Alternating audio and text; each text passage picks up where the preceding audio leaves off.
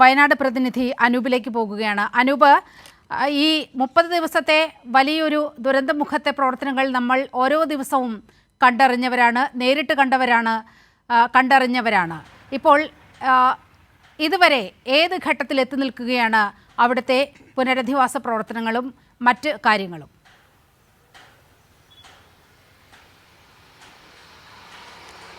സംസ്ഥാനം കണ്ട ഏറ്റവും ഭയാനകമായ ഉരുൾപൊട്ടൽ ജൂലൈ 30 പുലർച്ചെ 1:46 സംഭവിക്കുന്നത്.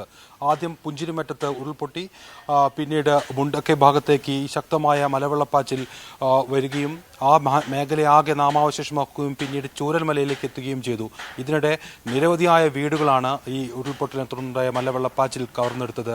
അതിനുശേഷം അത് സൂചിപ്പാറ വെള്ളച്ചാട്ടത്തിലൂടെ ഒഴുകി ചാലിയാർ പുഴയിലേക്ക് പോവുകയും ചെയ്തു. കഠിനമായ ഒരു അനുഭവമായിരുന്നു അത്. ഈ 231 പേർ ഔദ്യോഗിക കണക്കുകൾ പ്രകാരം മരണപ്പെട്ടു. 78 പേരെ ഇനിയും കണ്ടെത്താനുണ്ട്. ഏതായാലും രക്ഷാപ്രവർത്തനമായിരുന്നു സംസ്ഥാന സർക്കാർ ആദ്യഘട്ടത്തിൽ ഏറ്റവും കൂടുതൽ ശ്രദ്ധ നൽകി പ്രവർത്തിച്ച കാര്യം. ഏതാണ്ട് 4000-ഓളം പേർ ഒരേ സമയം രക്ഷാപ്രവർത്തനത്തിൽ ആദ്യഘട്ടത്തിൽ പങ്കാളികളായി. കേന്ദ്ര സംസ്ഥാന സേനാ വിഭാഗങ്ങൾ, വിവിധ സന്നദ്ധ പ്രവർത്തകർ തുടങ്ങി സമൂഹത്തിൻ്റെ നാനാ മേഖലകളിലുമുള്ള രക്ഷാപ്രവർത്തകർ ആ മേഖലയിലേക്ക് എത്തുകയും പെട്ടെന്ന് തന്നെ 2000-ഓളം പേരെ ആ മേഖലകളിൽ നിന്ന് രക്ഷപ്പെടുത്താനും സാധിച്ചു. ആദ്യഘട്ടത്തിൽ അട്ടമല അതുപോലെ തന്നെയുള്ള ആ മേഖലകളിൽ നിന്ന് എയർലിഫ്റ്റിംഗ് വഴി ആളുകളെ രക്ഷപ്പെടുത്താൻ ഉൾപ്പെടെ സാധിച്ചു. 2 തവണയാണ് ഉരുൾപൊട്ടൽ ഉണ്ടായത്. അതാണ് ഈ ദുരന്തത്തിൻ്റെ ആഘാതം വലിയ തോതിൽ വർദ്ധിപ്പിച്ചത്. ആദ്യം രക്ഷാപ്രവർത്തനത്തിൽ ശ്രദ്ധയൂന്നി ഏതാണ്ട് ഒരു മാസക്കാലത്തോളം അതിപ്പോഴും തുടരുകയാണ്.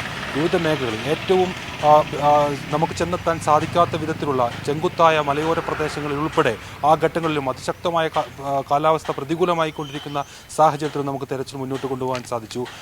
ഈ ഒരു മാസക്കാലമായി അത് തുടരുകയും ചെയ്യുന്നു.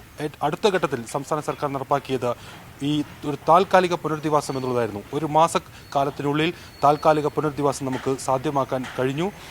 ഇതിനിടെ മുഖ്യമന്ത്രിയും പ്രധാനമന്ത്രിയും ഉൾപ്പെടെയുള്ളവർ ഈ വയനാട്ടിലെത്തുകയും ഈ രക്ഷാപ്രവർത്തനവും അതുമായി ബന്ധപ്പെട്ട് പിന്നീട് ഈ താൽക്കാലിക പുനരധിവാസം വരെയുള്ള നടപടികൾ ഏകോപിപ്പിക്കുകയും ചെയ്തു. ഏതായാലും ഒരു മാസത്തിനുള്ളിൽ നമുക്ക് താൽക്കാലിക പുനരധിവാസവും പൂർത്തിയാക്കാൻ സാധിച്ചു എന്നുള്ളതാണ്. പൂർണ്ണ തോതിലുള്ള സ്ഥിര പുനരധിവാസം എന്ന സങ്കല്പത്തിലേക്ക് എന്ന ആശയത്തിലേക്ക് നാം കടക്കുന്നു. അതിനായി ബഹുവിധത്തിലുള്ള മാർഗങ്ങളാണ് സംസ്ഥാന സർക്കാർ സ്വീകരിക്കുന്നത്. ഏറ്റവും സൂക്ഷ്മമായ തലങ്ങളിൽ പോലും അത് പ്രതിഫലിപ്പിക്കുന്ന വിധം, അതായത് ഈ ദുരന്തം അതിജീവിച്ചവരുടെ പുനരധിവാസത്തിൽ അവർക്ക് ഏത് വിധത്തിലുള്ള ബുദ്ധിമുട്ടുകൾ നേരിടുന്നു അതെല്ലാം പരിഗണിച്ചുകൊണ്ടുള്ള ഒരു പുനരധിവാസ പദ്ധതി എന്ന നിലയിലേക്ക് അത് പുരോഗമിക്കുകയാണ്. സ്ഥിര പുനരധിവാസം എന്ന് പറയുമ്പോൾ മുഖ്യമന്ത്രി നേരത്തെ തന്നെ വ്യക്തമാക്കിയതുപോലെ അത് ഈ ദുരന്തബാധിതരായിട്ടുള്ള ആളുകളെല്ലാം ഒരു മേഖലയിൽ അവരുടെ സാമൂഹിക സാഹചര്യം പുനഃസൃഷ്ടിച്ചുകൊണ്ട് അവരുടെ ആവശ്യങ്ങൾ മുഴുവൻ പരിഗണിച്ചുകൊണ്ടുള്ള ഒരു പുനരധിവാസ രീതിയിലേക്ക് നാം ഇപ്പോൾ കടക്കുകയാണ്. ഏതായാലും ഈ ഒരു കാലത്തിനിടെ നാം നേരിട്ട വലിയ പ്രതിസന്ധികൾ ഒരുവിധം മറികടന്ന് അതിൻ്റെ മനുഷ്യസാധ്യമായ എല്ലാ മാർഗങ്ങളും ഉപയോഗിച്ചുകൊണ്ട് നാം കടന്നു വരികയാണ്. ഇപ്പോൾ ഏറ്റവും ഒടുവിൽ സംഭവിക്കുന്നത് അതുമായി ബന്ധപ്പെട്ടുള്ള കാര്യങ്ങളാണ്.